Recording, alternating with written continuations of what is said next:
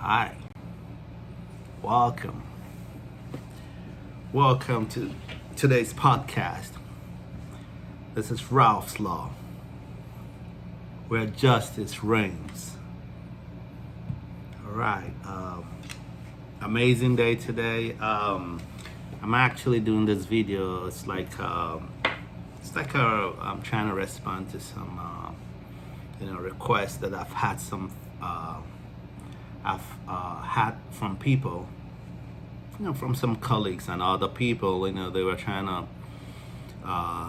they wanted me to make a video on certain things about a trial. Because a lot of attorneys, it's different for them. Some attorneys, they are into trials, and some attorneys actually don't want to be. They want to be more in the background. So I love trials. I'm all about litigation.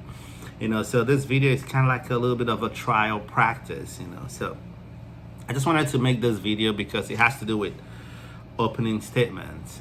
It would actually, hopefully, it actually helps some attorneys, and it could also help other people. Even if they have a case where they have to defend themselves. But this is more like seated towards like a jury trial. Typically there's a bench trial where it's just the judge, and then there's a jury trial. But this one is more like tailor focused towards a jury trial. So that's why I made this video. We'll get into the other aspects of it later on, but for now, let's just do this one. All right. Opening statement. How do you begin? And then you have to also have it in your head that opening statements are actually different from closing arguments. And so some people mix that up. Closing argument, that's different from an opening statement. So right now we're talking about opening statement. Opening statement is where you like preview to the jury, to the jurors, what you're gonna present in the whole entire case. And I'm just gonna give just a few tips on how you begin, how you actually begin the whole work of getting the trust of the members of the jury. The underlying phrase in the whole thing is promises made, promises kept. So you want to preview that with your opening statement, so that when it comes to your closing arguments, you can tie the whole thing together and actually remind the jurors, that you actually kept your promises. And then now it's time for them to keep their own promise or promises and actually acquit or rule in favor of your client. So that's the way that you want to set it up. So first of all, you want to start with unification of the jury. That's what I call it. So let's say, I was living in Las Vegas. I was living in Clark County. So if I want to address the jury, I'm gonna say, hey, some attorneys can say, ladies and gentlemen, welcome to whatever. They can just talk generically about the jury.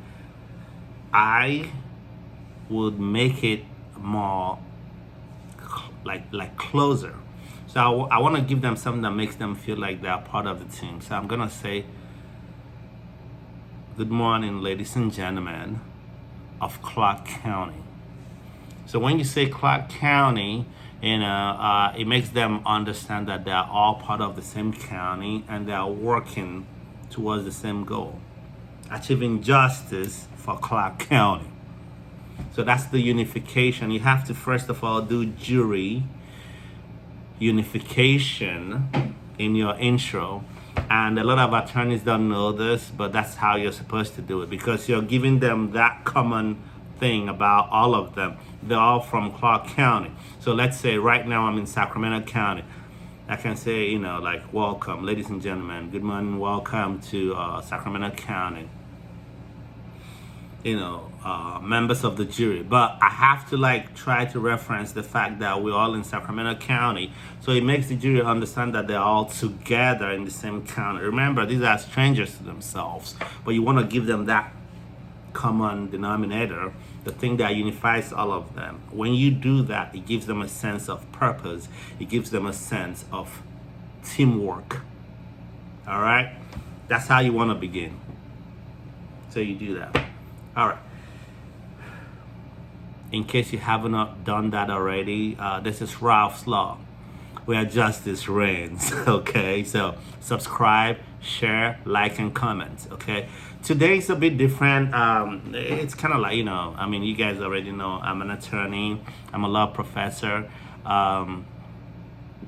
Today is more like, it will be a little bit, we'll kind of go into some details, but I'll try to keep it a little bit, not too much into all the details. Okay, but it's a trial practice. This is the beginning of my litigation series, and I had a lot of people that wanted me to do this, a lot of attorneys, a lot of colleagues too, so let's go through it. So that's the first thing that you want to do: jury unification. You want to get them all unified and then include yourself in that unity.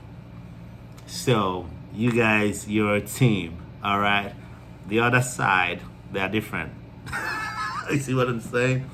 Unity. All right, jury unification. All right. So after you've done that, as much as possible, the whole thing is about don't alienate the jurors. Don't make things too complex. At the end of the day, it's all about continuity. Okay, you have to be consistent in the fact that you want everybody to be unified. So you make it this way: all of you are working towards the same goal, to vindicate the cause of action that your client or whoever is presenting. I mean, I say client, but even if you're like a prosecutor, it's still the same thing. The person, if you're working for the people, it's the same thing.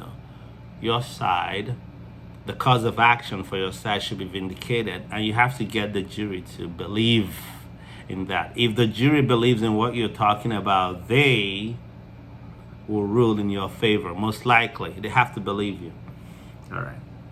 Okay.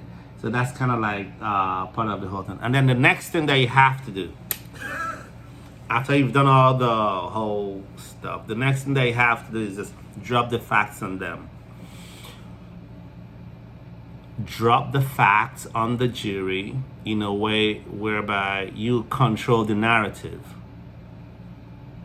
You see what I'm saying? Do not let other people control the narrative. You have to drop the whatever facts that are in the case. You have to present it in your own way so that you have the best shot, the first shot at controlling the narrative of the factual scenario. And you have to do that. You have to do that because it's necessary. Okay, it's necessary. You have to do that. When you've done that, I will need you to do the next thing. And this is something that a lot of attorneys, sometimes they don't even get it. You have to come up with a theme. I mean, hopefully you already did that. Present your theme. So when you're presenting a case in an opening statement, it has to have a theme. The theme could be something as simple as, let's say, O.J. Simpson, right? You had Cochran saying, if it doesn't fit, you must acquit. That's a theme. And it stayed with everybody. You understand what I'm trying to say? So you have to come up with a theme for your case. Study your case. It's a lot about preparation. Prepare for your case, understand your case, and then come up with a theme that you have to repeat through the whole process. And that's what some of these attorneys don't even understand. Repetition is key. All right. If it doesn't quit, you must acquit. Johnny Cochran. You see what I just did there? repetition, you have to actually repeat the theme, and you actually have to keep doing that for the jury, because sometimes they may actually tune out, but you have to at least keep on repeating that theme for them. But do your client a favor and come up with a good workable theme. Okay, so that's what I'm trying to say. All right, this is Ralph's Law, where justice reigns.